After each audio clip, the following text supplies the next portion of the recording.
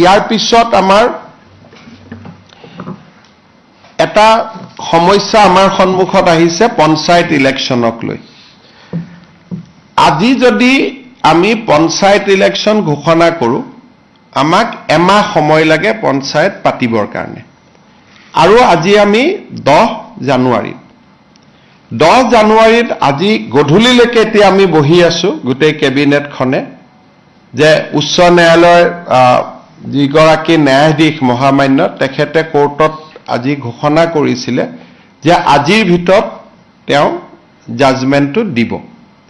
কিন্তু এতিয়ালৈকে আমি বহি আছোঁ, জাজমেণ্টটো অহা নাই। গোটেই কেবিনেটখনে ইনফেক্ট 3 ঘণ্টা সময় আমি বহি আছিলোঁ যে জাজমেণ্টটো আহিব, অলপ পিছত আহিব, এতিয়া আহিব, এনেকৈ আমি অপেক্ষা কৰি আছোঁ। ইনফেক্ট দিনৰ 2টা বজাৰ পৰাই আমি অপেক্ষা কৰি আছিলোঁ। সাধাৰণতে চৰকাৰসমূহে পঞ্চায়ত পাতিব নোখোজে, যে আমি পঞ্চায়ত নাপাতোঁ, ইমান ইলেকশ্যনত আমি ৰিস্ক নলওঁ। বিশেষকৈ বিধানসভাৰ নিৰ্বাচনৰ আগে আগে কোনো চৰকাৰে পঞ্চায়ত পাতিব নোখোজে। আমি পঞ্চায়ত পাতিবৰ কাৰণে উদ্গ্ৰীৱ হৈ বহি আছোঁ। কিন্তু এই পৰ্যন্ত মই অলপ আগতে মহাঅধিবক্তা দেৱজিৎ শইকীয়াক টেলিফোন কৰিছিলোঁ।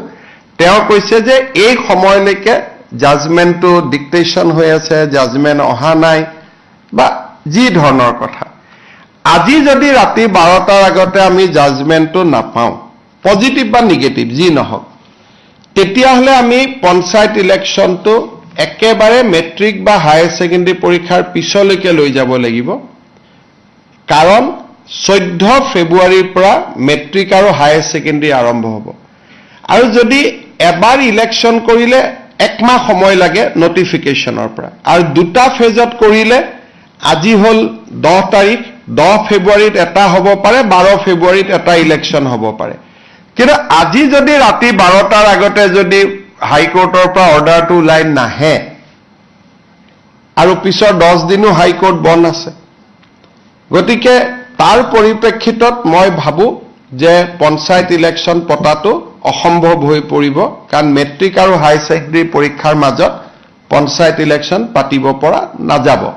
গতিকে যিসকলে মোক সুধি আছে যে পঞ্চায়ত ইলেকশ্যন কেতিয়া হ'ব, মোৰ উত্তৰ এইটোৱে যে চৰকাৰে আজি 3 দিন ধৰি, আৰু কেছবিলাক হৈছে অকল এটা কৰিমগঞ্জ জিলাৰ 19খন পঞ্চায়ত লৈ, বাকী অসমখন ইয়াৰ লগত জড়িতই নাই। কৰিমগঞ্জ জিলাৰ 19খন পঞ্চায়ত, লাগিলে কৰিমগঞ্জ জিলাত ইলেকশ্যন নাপাতিলেও হৈ গ'লহেঁতেন। বাকী জেগাখিনিত ইলেকশ্যন পাতিব, আমি অনুমতিটো পালে আমি ইলেকশ্যন পাতি দিলোহেঁতেন। এই 12টা বজালৈকে আমি অপেক্ষা কৰিম। কিন্তু আজি যদি ৰাতি 12টা বজাৰ ভিতৰত যদি নাহেগৈ হাইকোৰ্টৰ পৰা, তেতিয়াহ'লে মই ভাবোঁ যে মেট্ৰিক আৰু হায়াৰ ছেকেণ্ডেৰী পৰীক্ষাৰ আগত ইলেকশ্যন হোৱাটো অসম্ভৱ হৈ পৰিব। আৰু এই ইলেকশ্যনো পিছুৱাবৰ কাৰণে কোনে লাগি আছে? কংগ্ৰেছ দলৰ, কৰিমগঞ্জ দলৰ প্ৰাৰ্থী হাফিজ ৰফিজ আহমেদ চৌধুৰীয়ে গোটেই কেছটো কৰি আছে। আৰু তাৰ পৰা বুজা যায় যে গোটেই পঞ্চায়ত ইলেকশ্যন খেলিবৰ বাবে হাফিজ ৰফিজ চৌধুৰী আৰু তেওঁৰ সংগীসকলে সাহস কৰিব পৰা নাই, আৰু সেইকাৰণে কেছটো কৰি পেলাই পঞ্চায়তটো পিছুৱাই আছে। নিয়মমতে পঞ্চায়ত পাতিব লাগে যে চৰকাৰক বিপদত পেলাওঁ, পঞ্চায়ত পাতি দিওঁ। কিন্তু ইয়াত ওলোটা হৈছে যে বিৰোধী পক্ষৰ একাংশই, কাৰণ হাফিজ ৰফিজ চৌধুৰী কংগ্ৰেছ দলৰ অফিচিয়েল কেণ্ডিডেট হয়, আৰু আন যিগৰাকী অধিবক্তা তেওঁ কংগ্ৰেছ দলৰ দিনতেই চলিচিটৰ জেনেৰেল হৈছিলে দিল্লীত। গতিকে 2জন অধিবক্তাই আজিও তেওঁলোকে আৰ্গুমেণ্ট 3 দিন আগত চেজ হ'ল, আজিও 2 ঘণ্টা আৰ্গুমেণ্ট কৰিছে। গতিকে কিহৰ কাৰণে তেওঁলোক পঞ্চায়তৰ কাৰণে সাজু হ'ব পৰা নাই মই নাজানো। কিন্তু তৃণমূলক গণতন্ত্ৰ বচাবৰ বাবে এইবাৰ আমি বহুত কৰিছিলোঁ। পাৰ্টি লেছ কৰি দিছিলোঁ যে কোনো পাৰ্টিৰ হ'ব নালাগে, যাতে অৱসৰপ্ৰাপ্ত শিক্ষক, অৱসৰপ্ৰাপ্ত ডক্তৰ সকলোৱে যাতে ইলেকশ্যন খেলিব পাৰে, ভাল পৰিৱেশ হয়, পঞ্চায়তৰ পৰা দুৰ্নীতি নোহোৱা হয়। কিন্তু যি নহওক, আমিতো হাইকোৰ্টৰ ওপৰত মাতিব নোৱাৰোঁ। গতিকে ৰাতি 12টালৈকে অপেক্ষা কৰিম, আৰু 12টাৰ আগত যদি জাজমেণ্ট পাওঁ হ'ব, নহ'লে আৰু এইটো মেট্ৰিক হায়াৰ ছেকেণ্ডেৰীৰ পিছলৈকে পিছুৱাই যাব।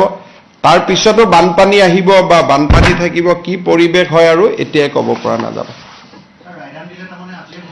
আজি যদি 12টালৈকে মই ইলেকশ্যন কমিশ্যনকো ৰিকুৱেষ্ট কৰিছো যে আপুনি বহি থাকক, আমিও বহি আছো, কাৰণ পুলিচৰ পৰা ক্লিয়াৰেন্স লাগিব কোনটো ফেজত কিমান ডিপ্লয়মেণ্ট হ'ব, ডিজিপিও বহি আছে, চিফ ছেক্ৰেটাৰীও বহি আছে, আমিও বহি আছিলো।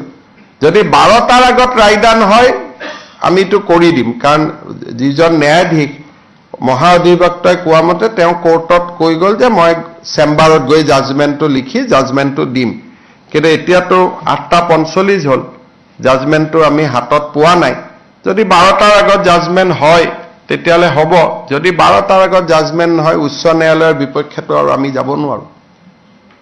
গতিকে তাৰ পিছত যদি জাজমেণ্ট ভাল বেয়া হয় তাৰ পিছত এপিল কৰা বা প্ৰয়োজন সাপেক্ষে সুপ্ৰিম কোৰ্টলৈকেও যোৱা এটা লিগেল চিষ্টেমত আমি সোমাই যাব লাগিব। ভাল হ'লেতো ক'তো যাব নালাগে, বেয়া হ'লে আকৌ ডিভিজন বেঞ্চ, সুপ্ৰিম কোৰ্ট, এটা দীঘলীয়া প্ৰক্ৰিয়া এটাত আমি সোমাই যাব লাগিব।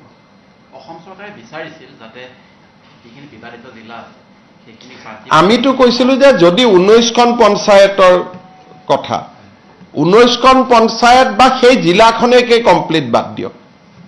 আমাৰ এডভোকেট জেনেৰেল তাত আৰ্গুমেণ্টটো দিছে। এতিয়া